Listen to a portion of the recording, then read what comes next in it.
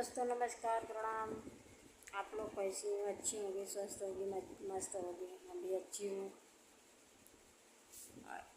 एक हम भीमवादी गीत लेकर आई हूँ। अगर अच्छा लगे तो लाइक करना, शेयर करना,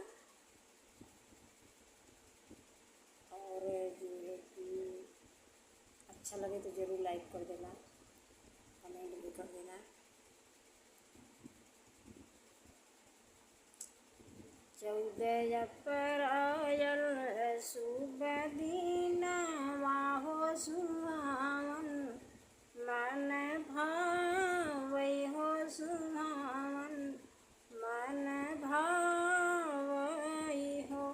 मोरी बहिनी आ जाए बहिन भीमा, कई जना हो गजब निकल गऊ हो। मोरी बहिनी आ जाए बहिन भीमा, कई जना हो गजब निकल गऊ हो।